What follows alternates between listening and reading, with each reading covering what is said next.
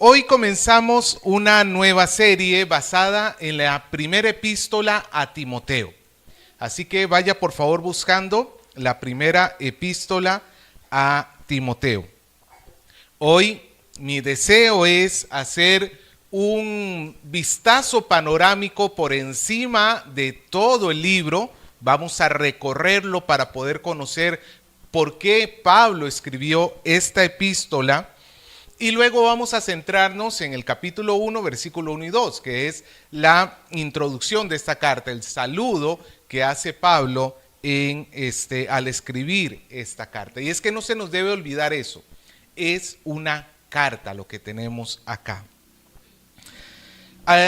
¿Alguna vez usted se ha puesto a pensar qué es una iglesia? ¿Qué define lo que es una iglesia? ¿Cuál es su prioridad? ¿Qué está permitido y qué no?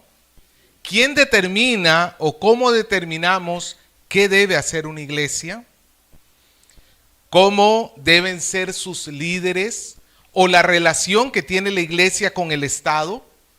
Todas estas cosas las vamos a ir resolviendo a lo largo de las siguientes semanas en esta nueva serie de predicaciones. Pero por ahorita me gustaría que comencemos viendo entonces un panorama general acerca del libro de Timoteo, de esta epístola, de esta carta. Y es que esta carta, 1 Timoteo, tiene su compañera. ¿Cuál sería? 2 Timoteo. Y junto con la siguiente carta, a ver, sin ver en la Biblia, 1 Timoteo, 2 Timoteo, y luego sigue.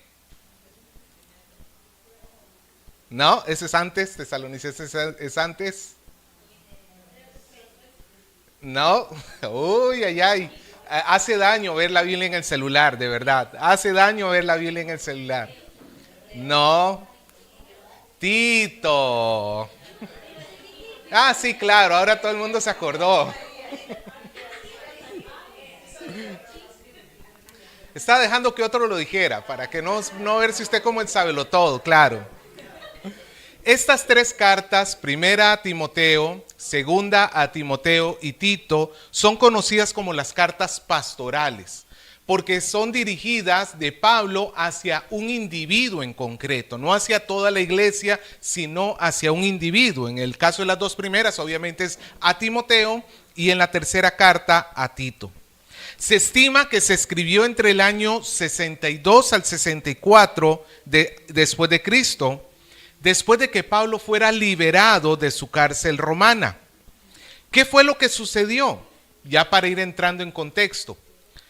Pablo se entera de que la iglesia de Éfeso, porque Timoteo se encontraba en Éfeso, Pablo se entera que esta iglesia estaba siendo atacada por falsos maestros, que estaban ocasionando que la verdad del evangelio se diluyera, se desvirtuara.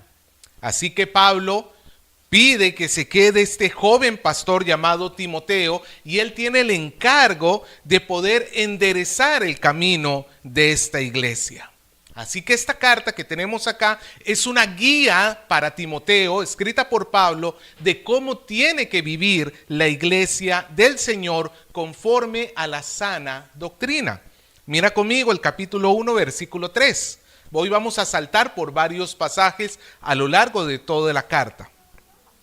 1:3 dice: como te rogué que te quedases en Éfeso cuando fui a Macedonia, para que mandases a algunos que no enseñen diferente doctrina, ni presten atención a fábulas y genealogías interminables que acarrean disputas, más bien que edificación de Dios, que es por fe. Así te encargo ahora.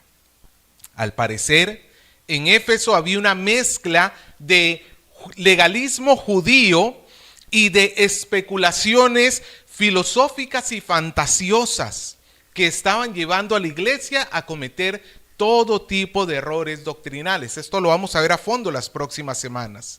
Pero, por ejemplo, Pablo denuncia que habían personas que estaban prohibiendo el matrimonio.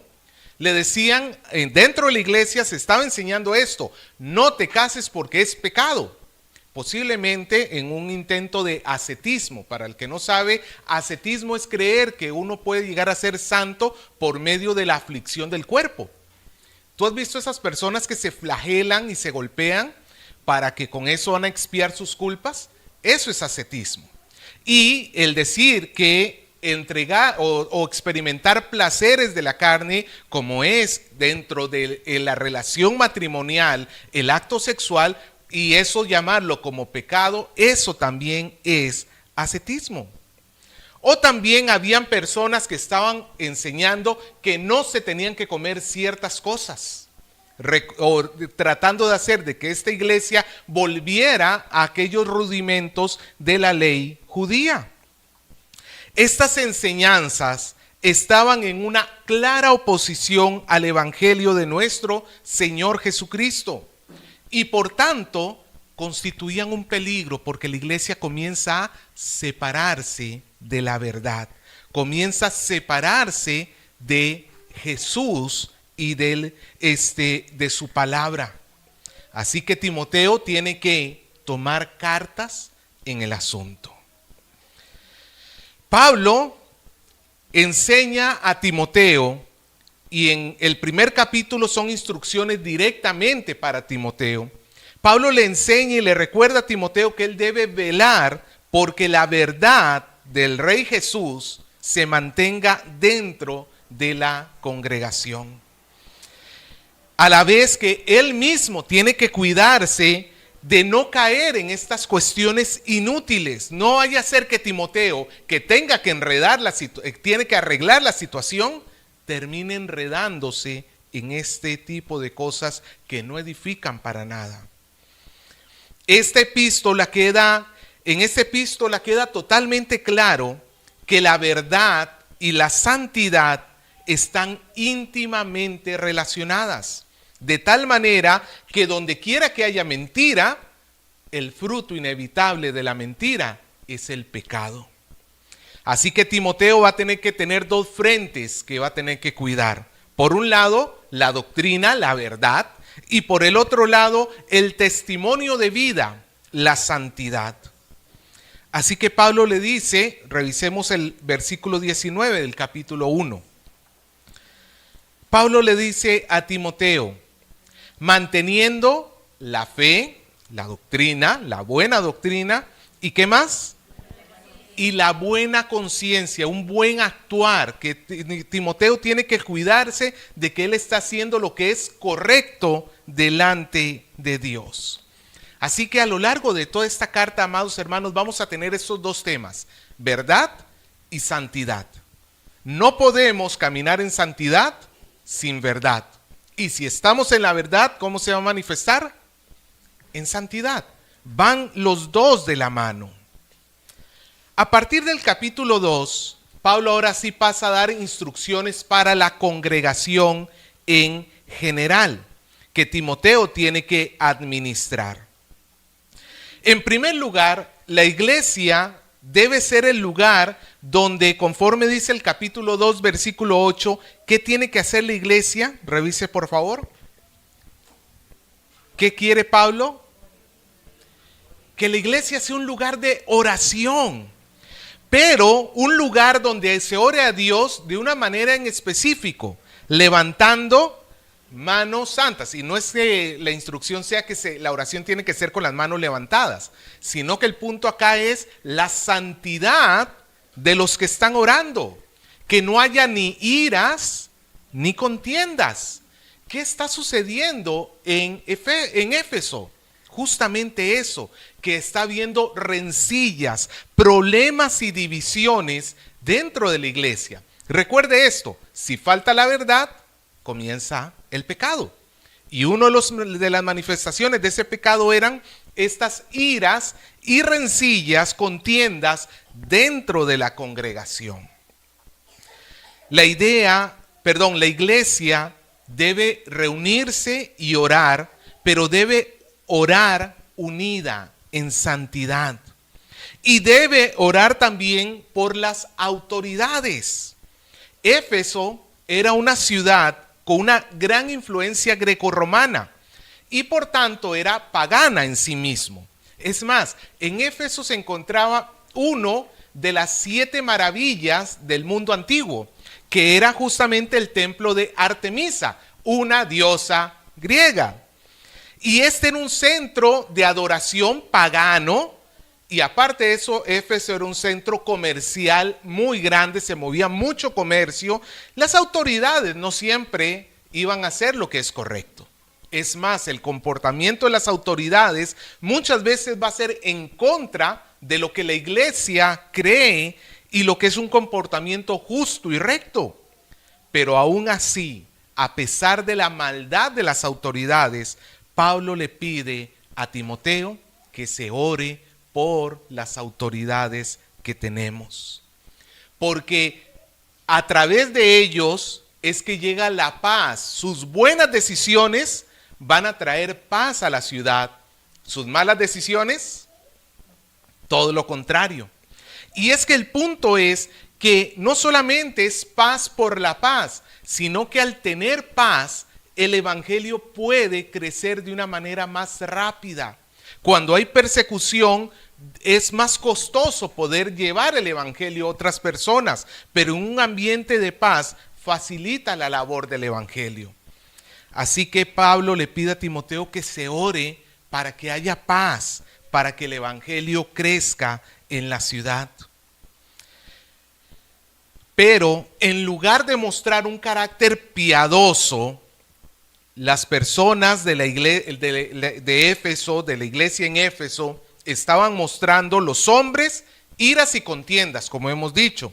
Y las mujeres estaban viviendo una suerte de desfile de modas dentro de la iglesia, donde cada una trataba de venir con sus mejores vestidos, su mejor peinado, para que las demás vieran cuán glorioso era su vida, ¿no es cierto? Cuán grande y con cuántos lujos podía vivir. Y la iglesia se volvió una plataforma, una pasarela de moda dentro de la misma iglesia. Pablo le dice que eso no puede llegar a ser así. Luego llegamos al capítulo 3, donde Pablo sigue centrado en la iglesia.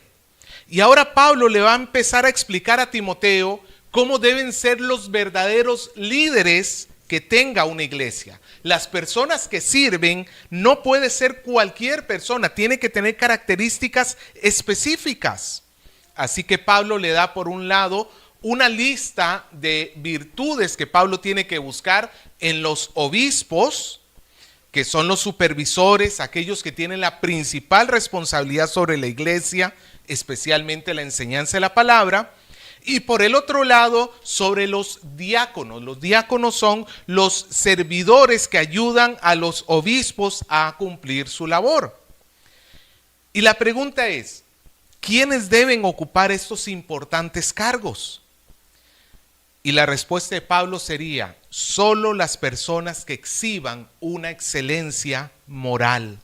Solo aquellos que a través de su testimonio muestren rectitud de su carácter son los que deben llamarse a servir. Su comportamiento y sus afectos tienen que mostrar que ellos están sometidos al reinado de nuestro Señor Jesucristo. En otras palabras, tienen que ser personas que no se les pueda reprochar por un pecado en específico. Es que tú esto, es que tú lo otro. Y esto es algo que tiene una prioridad máxima en la lista de Timoteo. Llegamos al capítulo 3 del versículo 14 al 16. Pablo le dice a Timoteo que él tiene la esperanza de poder ir a visitarlo, pero mientras él llega, Timoteo ya tiene que estar comenzando a trabajar. O sea, Timoteo no tiene que esperar a que venga Pablo y una vez que Pablo esté conmigo, ahí comenzar. No, tan importante es que Timoteo tiene que actuar ya. Es como cuando te haces una herida y está ahí sucia y está en una mala condición. ¿Qué es lo primero que tú deberías hacer? Es que tengo sueño, me voy a dormir y ya mañana la atiendo. primero me voy a ir a comer, primero me voy a ir a... No, ¿qué haces tú cuando tienes una herida? La atiendes inmediatamente. No puedes dejar pasar tiempo porque entre más tiempo pase, se va empeorando la herida. Es lo que está sucediendo acá. Timoteo no tiene tiempo que perder. Tiene que actuar ya. Debe comenzar inmediatamente porque la iglesia está peleando constantemente en la batalla por la verdad. Y es necesario que los que guíen la iglesia evidencien la verdad con sus vidas. Mire el capítulo 3, versículo 15. Por tanto, si tardo, dice Pablo, sepas cómo debes conducirte en la casa de Dios. O sea, Timoteo, puede ser que tarde, pero con esta carta tú ya vas a saber cómo debe vivir la iglesia. Y mira la definición que hace Pablo sobre la iglesia. Dice que la iglesia de Dios es columna y baluarte de la verdad. La iglesia contiene la verdad y es defensora de la verdad. Es más, la verdad es el centro de la iglesia. Es la única columna que mantiene en pie toda la iglesia en sí misma. Es la verdad, esa única columna. Y los falsos maestros estaban atacando esa verdad. Y ese avance tenía que ser neutralizado. Pero Pablo no le pide a Timoteo que comience una guerra santa donde vaya a matar a los falsos profetas o los falsos maestros. ¿Con qué tenía que combatir Timoteo? Con la verdad. Es con argumentos que se combaten los argumentos. La verdad del evangelio tiene que defenderse porque nuestro Señor Jesús no es cualquier persona. Mira el poema que Pablo nos deja en el versículo 16 del capítulo 3.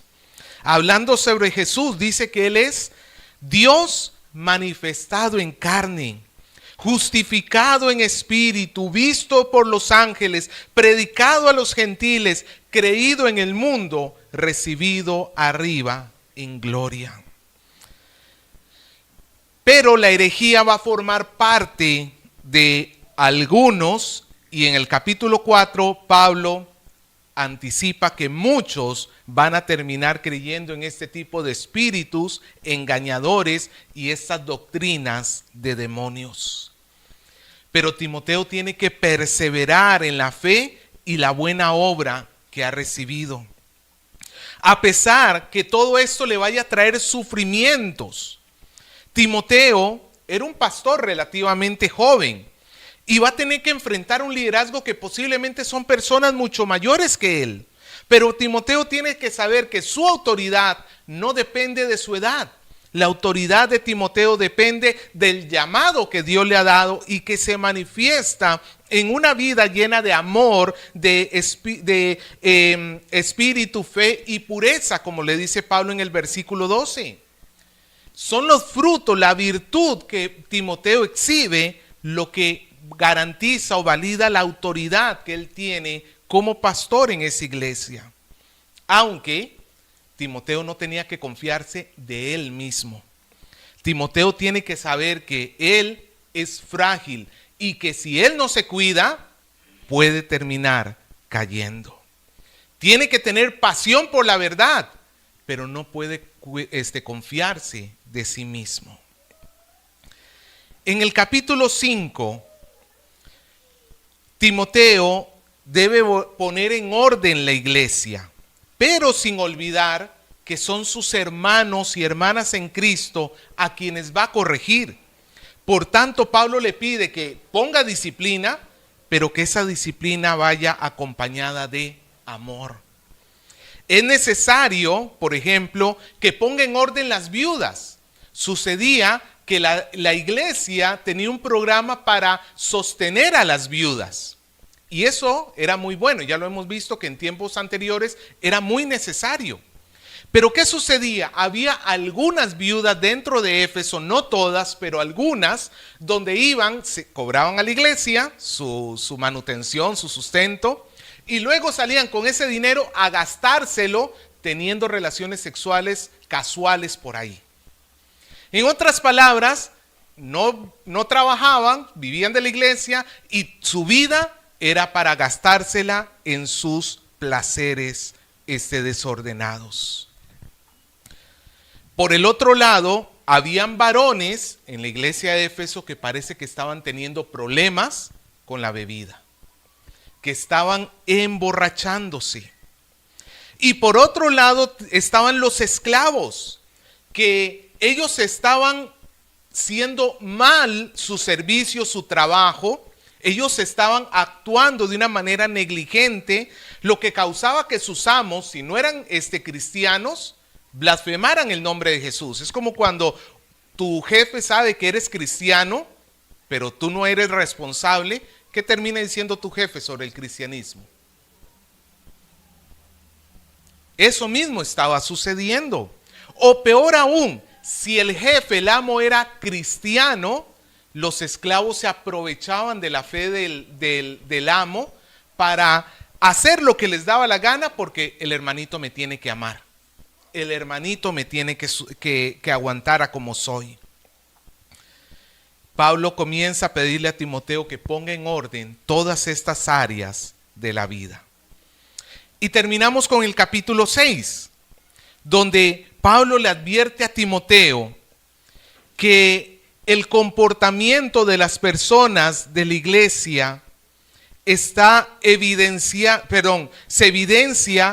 en su verdad, en la forma como ellos se aferran a la verdad. Mira el capítulo 6, versículos 3 y 4 conmigo. Pablo dice: si alguno enseña otra cosa y no se conforma con las sanas palabras de nuestro Señor Jesucristo y la doctrina que es conforme a la piedad, ¿qué le sucede? Está envanecido, nada sabe. Las personas que no se conforman a la verdad de Dios, por más que tengan una palabrería muy convincente, está envanecido y nada sabe. Timoteo entonces tiene que perseverar en la verdad, tiene que enseñar la verdad, pero nada más que la verdad. Debe tener cuidado de caer en el error de los falsos maestros que están guiando que están siendo guiados ellos por el amor al dinero. No.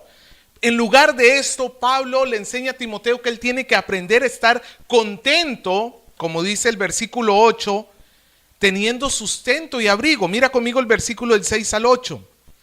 Pero gran ganancia es la piedad acompañada de contentamiento.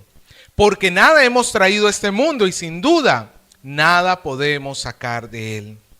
Así que, teniendo sustento y abrigo, estemos contentos con esto. No es el amor al dinero lo que tiene que guiar a Timoteo. Eso, el amor al dinero lo guía, es el guía de los falsos maestros. Pero tampoco es que Pablo le está diciendo a Timoteo que él no tenga ambiciones. Sí, hay una ambición que tiene que tener Timoteo. Mira conmigo el versículo 11. Mas tú, oh hombre de Dios, huye de estas cosas y sigue la justicia, la piedad, la fe, el amor, la paciencia, la mansedumbre. Timoteo tiene que velar por buscar este tipo de riqueza, no la riqueza material, sino este tipo de riquezas espirituales. Timoteo debe recordar que la verdad lleva a la virtud y que la virtud es el gran tesoro que tiene el pueblo de Dios y es lo que tiene que anhelar y buscar. Este tesoro también debe ser que el que atesoren los ricos, porque en lugar de acumular riquezas materiales, deben llenarse de buenas obras para mostrar que ellos verdaderamente están en la fe. Eso es un recorrido a grandes pasos sobre nuestra carta. Y esta carta nos deja en claro que la conducta y la fe van de la mano. Una doctrina equivocada, repito, va a producir una vida pecaminosa. pero una doctrina correcta va a llevarnos a la santidad. Por eso es la importancia de esta primera epístola a Timoteo.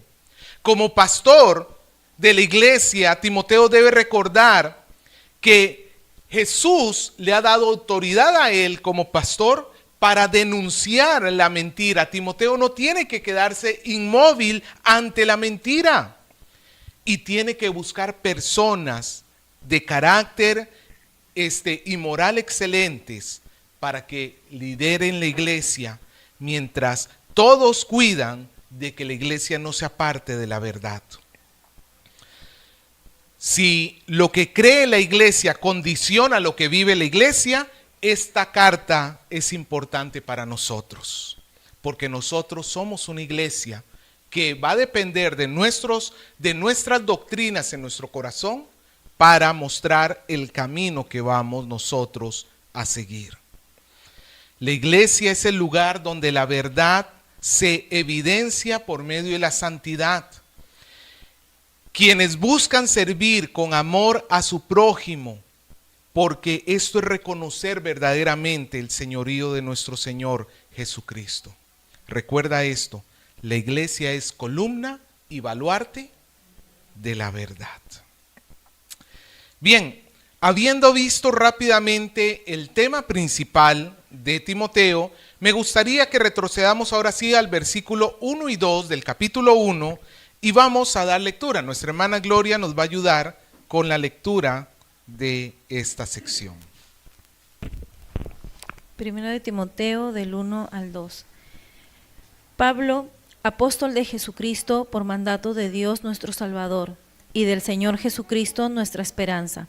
A Timoteo, verdadero hijo en la fe, gracia, misericordia y paz de Dios nuestro Padre y de Cristo Jesús nuestro Señor. Amén, gracias.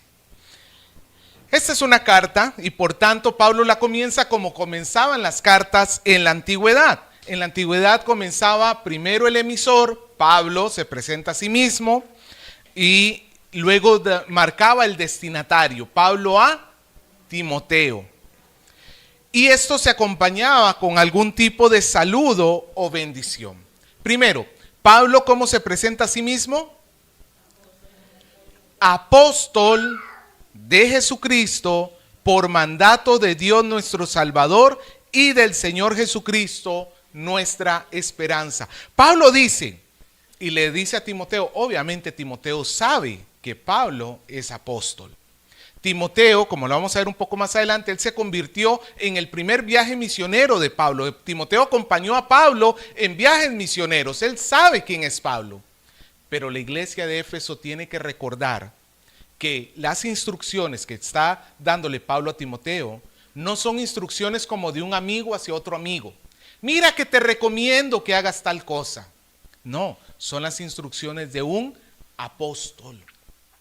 Recordemos que a pesar de que el término apóstol, hablado genéricamente, simplemente significa enviado, y en ese sentido hay personas que son llamadas apóstoles en el Nuevo Testamento como Bernabé o como Epafrodito, porque fueron enviados a algún lugar en especial con una misión en especial. Pero aquí Pablo no está hablando de cualquier tipo de apóstol.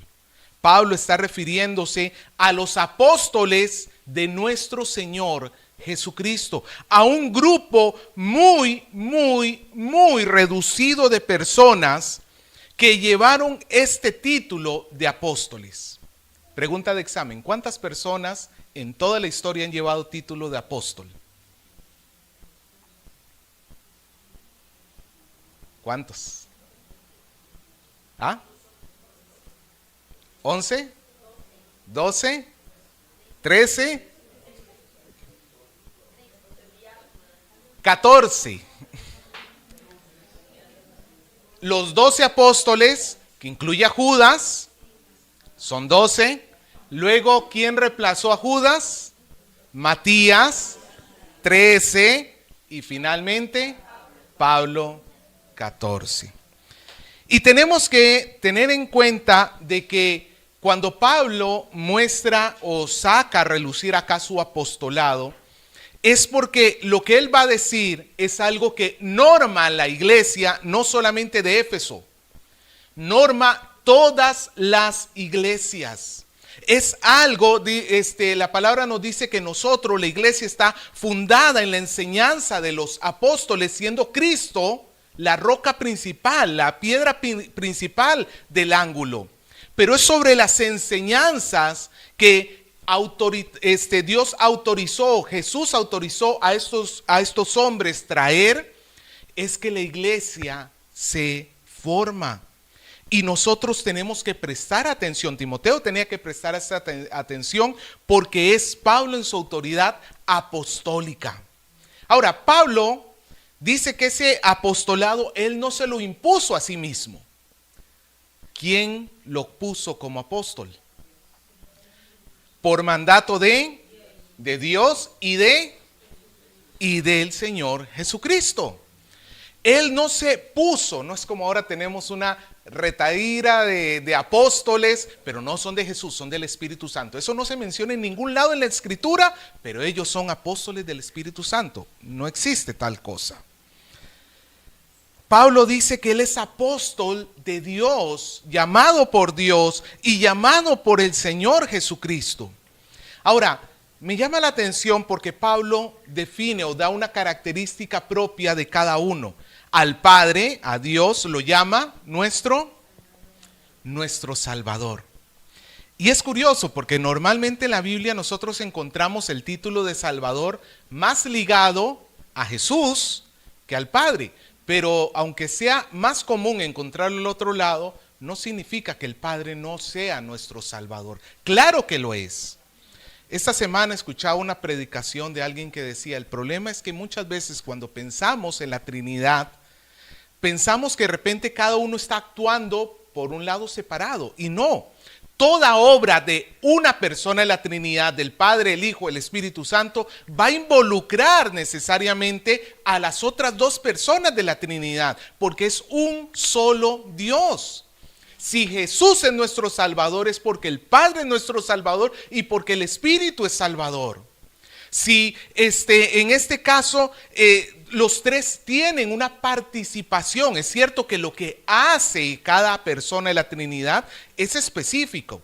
El Padre eligió, el Hijo dio su vida en la cruz y el Espíritu nos abre el entendimiento para que llegue a nosotros el entendimiento de quién es Jesús. Cada uno tiene su papel, pero ciertamente la salvación es de nuestro Dios, como diría el salmista. A Jesucristo lo llama como nuestra esperanza. Y aunque la palabra en español de esperanza tiene un significado de algo que es incierto, tú quieres que suceda, pero no necesariamente va a suceder. Como la esperanza que hace poquito se esfumó de poder ir al mundial. Es algo que tú querías. No sé, creo que matemáticamente me parece que ya no es posible. ¿O todavía hay chance? No sé, me pareció escuchar un periodista diciendo que ya no había mucho chance. O ya no había, mejor dicho. Bueno, perdone por tocar esos temas tan... Pero es que lo que quiero es que piensen ese tipo de esperanza que para nosotros sería algo que quisiéramos, pero puede ser que sí, puede ser que no. Esa no es la esperanza bíblica.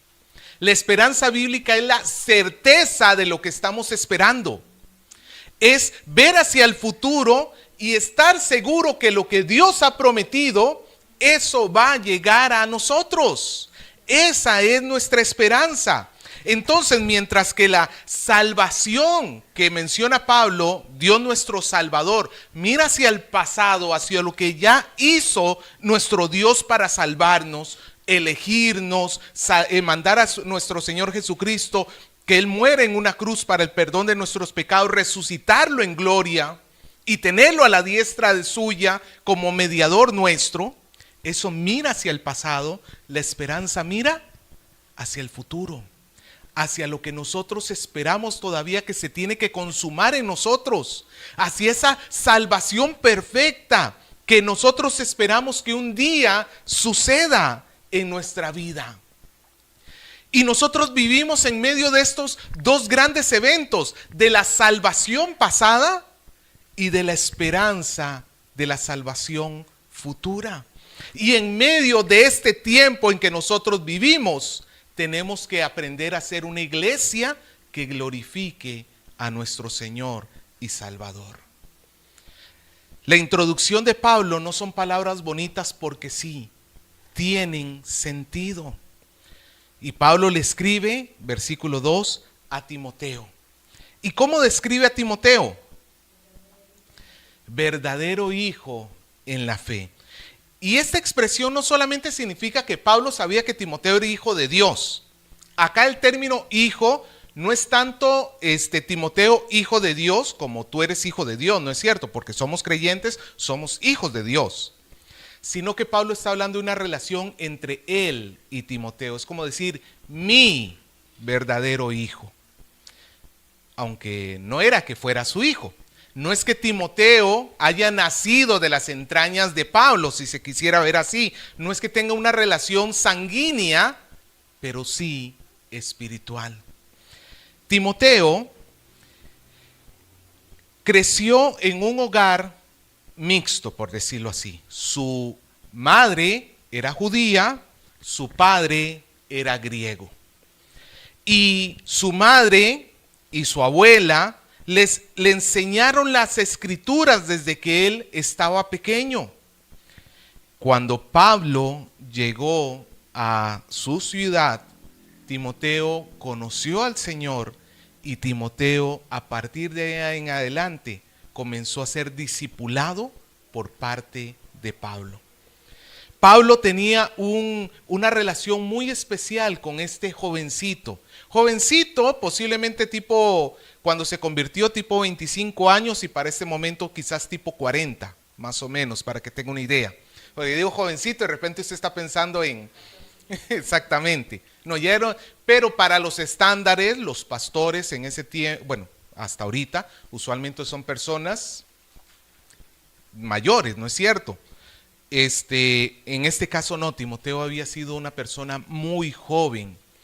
Y Pablo comenzó a tener esta relación de cercanía. Timoteo lo acompañó en viajes misioneros y ahora Timoteo tenía que quedarse en la iglesia de Éfeso. Y cuando Pablo le dice que Timoteo es mi hijo, y eso quiero aclarar, no significa que Pablo estuviera reconociendo que gracias a él Timoteo tuviera fe. No, no. Porque la fe es un regalo ¿de quién? La fe es un regalo de Dios. Pablo lo que está diciendo es que él tuvo el privilegio y la oportunidad de ser a través de él, que esa fe llegó a Timoteo y él se sentía en ese sentido cercano a Timoteo. No porque su vida dependiera de Pablo, pero sí porque él había podido participar por la gracia de Dios de la vida de Timoteo. Y mira lo que Pablo termina diciéndole a Timoteo al final del capítulo 2, lo que sería el saludo, la bendición. Gracia, misericordia y paz de Dios nuestro Padre y del Señor Jesucristo. Usualmente si tú lees las cartas de Pablo, el saludo de Pablo se queda en gracia y paz. Pero acá él introduce un tercer término que es misericordia. Cuando Pablo dice gracia, es la palabra griega charis, que significa un acto bondadoso de una persona en una acción espontánea y libre que usa su poder para beneficiar a otra persona. En este caso, Pablo se está refiriendo al favor de Dios que él expresó libremente cuando mandó al Señor Jesucristo a la cruz para morir por los pecados nuestros. Pablo está recordando la gracia que el Señor ha tenido con Timoteo. Timoteo, recuerda, tu vida es fruto ¿de qué? ¿De tu esfuerzo? ¿De tu valor? ¿De tu sabiduría? No, tu vida es esfuerzo o es fruto ¿de qué? De la gracia de Dios. Es porque Dios ha tenido gracia de ti. Como diría Pablo, a lo vil y a lo menospreciado del mundo escogió Dios. ¿Quién es Timoteo? Nadie. Hubiera sido más fácil escoger al emperador de Roma o al rey o al gobernador de esa zona. ¿A quién escogió? A un jovencito de una familia X. Lo mismo que con nosotros. ¿Qué somos nosotros? Nada. Pero por gracia hemos sido escogidos. Y para que haya esa gracia, tiene que haber misericordia, que es la segunda cosa que menciona Pablo, del griego eleos. Eleos es la manifestación externa de la compasión del corazón. Eleos habla de una persona que está en autoridad, que está en poder, pero que utiliza su poder y su riqueza para sacar de la miseria al que lo necesita. Obviamente, si yo soy una persona que estoy en miseria y veo una persona que está en miseria, ¿le puedo ayudar? ¿Qué puedo hacer por él si yo ni siquiera yo mismo me puedo ayudar? Puedo tener conmiseración.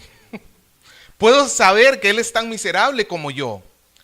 Pero si viene una persona que está arriba y siente esa compasión y extiende la mano y lo levanta, esa es la misericordia. Y Timoteo tiene que recordar eso nuevamente. Es la misericordia de Dios la que lo ha rescatado. Y a toda la iglesia, porque esta carta tenía que ser leída a toda la iglesia. Así que la iglesia tenía que tener en mente eso. Ellos han recibido gracia y misericordia. Y esa gracia y misericordia tienen un solo resultado, que es la tercera cosa que dice Pablo, que es paz. En griego, eirene, de donde viene el nombre Irene. Eirene es la relación de armonía de dos personas donde ya no hay deudas entre ellos, donde ya no hay pendientes entre ellos, donde ya no hay señalamientos entre ellos. La paz es el resultado de la gracia y la misericordia de Dios, porque Jesús vino a pagar por nuestros pecados, vino a dar su vida por nosotros y ahora nosotros tenemos paz con Dios. Ahora, estas cosas son importantes porque, por un lado, le van a ayudar a Timoteo y a la iglesia a no apartarse del Señor. Con el Señor nos vamos a comunicar, nos vamos a relacionar a través de la verdad de la palabra. Si no hay verdad, no hay relación con Dios. En otras palabras, los efesios no pueden crearse un Dios a su imagen y semejanza. Si ellos quieren seguir a Dios, lo tienen que seguir en los términos bíblicos. Y les conviene porque este Dios que les ha mostrado, gracia, misericordia y paz. Mientras que el camino de la mentira los va a separar de este Dios de gracia, los va a separar de este Dios de misericordia. Y si se separan de este Dios de misericordia y de gracia, ¿pueden llegar a tener paz? No. Por eso la importancia de este enunciado, recordándole a Timoteo y a la iglesia el favor de Dios que ha tenido sobre la iglesia. Amado hermano, cuando nosotros pensamos en lo que Cristo ha hecho por nosotros, debería llevarnos a comprometernos más con la verdad de Dios. Pero también le sirve a Timoteo para que recuerde cómo él se tiene que comportar hacia la iglesia. Porque recuerda que Timoteo tiene que ir a poner las cosas en orden. Y es muy fácil abusar del poder. Es muy fácil que un padre queriendo corregir a sus hijos termine dañando a sus hijos en lugar de corregirlos. Es muy fácil que un jefe abuse de su poder y comience a explotar de sus empleados injustamente. Es muy fácil porque nuestra naturaleza humana caída nos lleva a eso. Pero Pablo le hace recordar a Timoteo que la misericordia y la gracia y la paz de Dios tienen que ser la guía para Timoteo para poner en orden la vida. Es cierto, hay falsos maestros dentro de la congregación, pero son pocos. La gran mayoría van a ser cristianos verdaderos, pero que están siendo engañados por estos falsos maestros. Y Pablo va a tener que tener de ellos misericordia. No puede actuar duramente, tiene que actuar con ellos con gracia. De gracia has recibido, tiene que dar gracia a los demás.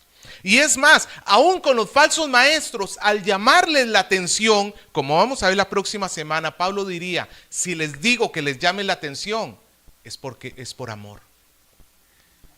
Dios permita que esas personas se convirtieran, cambiaran y vinieran al verdadero evangelio. Para resumir el mensaje que tenemos hasta acá, amados hermanos, Timoteo tiene una labor grave y grande por delante. Pero Timoteo cuenta con la gracia, la misericordia de Dios y la paz con Dios. Timoteo va a tener que enfrentarse a la mentira a través de la verdad. Va a tener que recordarles a los efesios de que es Dios nuestro Salvador y que la esperanza está solamente en Él. Y que esa verdad contenida en el Evangelio no está en juego, no se puede negociar con esa verdad. Y esa misma enseñanza la tenemos para nosotros hoy. Estamos rodeados de falsas enseñanzas por donde sea. Algunos son, como dijimos la vez pasada, errores doctrinales menores o quizás diferencias doctrinales que no necesariamente son herejías. Pero sí hay por ahí falsos maestros que constantemente nos están invitando a escuchar y a desviarnos del Evangelio. ¿Sabe, amado hermano? Yo no me preocupo quizás ya tanto, sí hay una preocupación, pero no me preocupo tanto quizás por usted. Perdóneme el término, pero lo voy a usar con amor, porque usted ya está viejo. O sea, yo ya sé que usted ya tiene su tiempo y muchos de ustedes ya tienen años en el cristianismo y sé que si escuchan algo raro por ahí, al menos le van a poner un signo de pregunta. A mí en realidad lo que más me preocupa son los jóvenes y los niños. Que ellos están escuchando por primera vez muchas cosas, no solamente acá, afuera. Y ellos son más impresionables que nosotros. Y si el padre no es cuidadoso con lo que está recibiendo su hijo puede terminar desviándose de la verdad. Por eso, amado hermano, es que el llamado para vivir lo que vivió Timoteo, no solamente es una cuestión secundaria, es que de esto depende que la iglesia permanezca a lo largo de los años, que haya una nueva generación luego de nosotros que pueda mantenerse fiel a la verdad de Dios. Y Dios nos dé la gracia para que nosotros podamos ser esa generación fiel que prepara a una próxima generación fiel a la palabra.